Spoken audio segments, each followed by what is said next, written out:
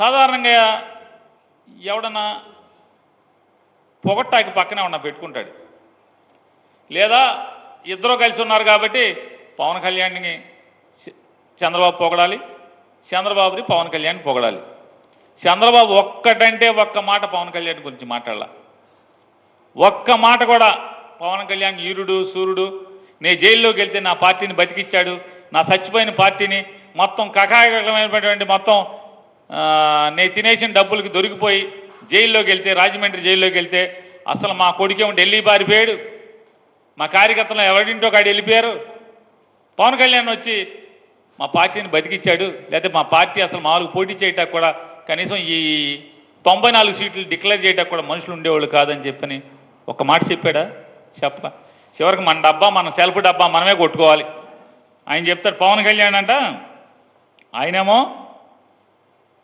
ఎంత కర్మ అంటే పవన్ కళ్యాణ్కి, అతని గురించి అతనే సెల్ఫ్ డబ్బా లేపుకోవాలి, జాకీ పెట్టి అతనే చెప్పుకుంటాడు. రాక్షసులు అంటే రాక్షస గణానికేమో కొమ్ము కాస్తాడు చంద్రబాబును వాళ్ళ అబ్బాయికి, ఈయనంట వామనుడు అంటాడు.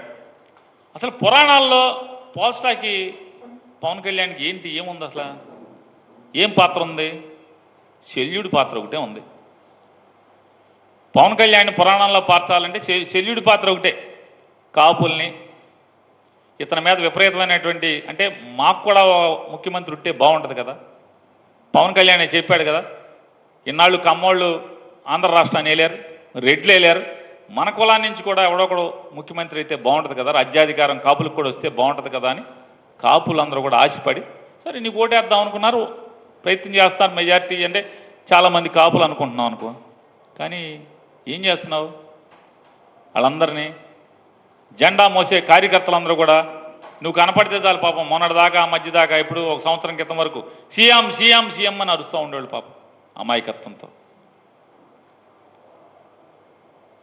పవన్ కళ్యాణ్ తరపున మేము పోటీ చేస్తామని చాలామంది పరిగెట్టుకు వస్తూ ఉండేవాళ్ళు. కాపులు ఎక్కువగా ఉన్న చోట, ఎక్కడైతే కాపులు ఎక్కువగా ఉన్న ఓట్లు ఉన్న చోట అక్కడ ఎవడొకడు మేము పోటీ చేస్తామని చెప్పని. ఏం చెప్తాం మీరు? మనకు బలం లేదురా, బూత్ కమిటీలు లేవురా, గ్రామ కమిటీలు లేవురా, మనం ఎవడో నేను పోటీ చేసి ఓడిపోయామరా, మనం మీరు గెలిపించలేరురా. శల్యుడు ఎట్లా అయితే కర్ణుడికి నీరుగార్చి యుద్ధం చేయకుండా అర్జునుడు ఈరుడు సూర్యుడు నువ్వు యుద్ధం చేయలేవు, నువ్వు వేస్ట్ రా బాబు, నువ్వు సన్నాసి, మనం వేస్ట్ మన రథం ముందుకెళ్తాం అనవసరం, ఇట్లాంటి అట చెప్పేవాడు.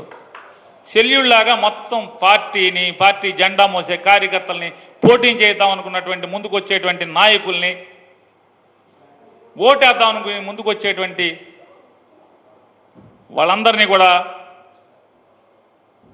శల్యుడిలాగా మొత్తం నిర్వీర్యం చేస్తున్నాడు, వాళ్ళ నైరాశ్యాన్ని నింపుతున్నాడు. నువ్వు శల్యుడు అయితే వామనుడు అంటావేంటి? ఈ సెల్ఫ్ డబ్బా కదా. రాక్షస గణ నాయకుడు అయినటువంటి చంద్రబాబు లాంటి దుర్మార్గుడికి డబ్బు డబ్బు డబ్బు డబ్బు అని డబ్బు నామస్మరణ చేస్తున్నటువంటి చంద్రబాబు నాయుడు కడుపును పుట్టినటువంటి కొడుకు, నీ నోటితో నువ్వు చెప్పావు అతను దగాకోరు, దోపిడీదారు, డబ్బు డబ్బు. ఇవాళ తెలుగుదేశం కార్యకర్తలు అందరూ ఏడుస్తున్నారు, చంద్రబాబు కొడుకు వచ్చాడండి, డబ్బు డబ్బు డబ్బు డబ్బు డబ్బు అని చచ్చిపోతున్నాడండి డబ్బుతో పడి. మరి అట్లాంటి వాళ్ళకి కొమ్ము కాస్తున్నటువంటి సెకండ్ కదా నువ్వు, వాళ్ళకి అడ్డం నుంచుంటున్నటువంటి యుద్ధంలో అడ్డం నుంచుంటున్నటువంటి సెకండ్ పాత్ర కదా మంది. శల్యుడు సెకండ్ రెండు కలిసిన పెట్టినటువంటి పాత్ర కదా మంది.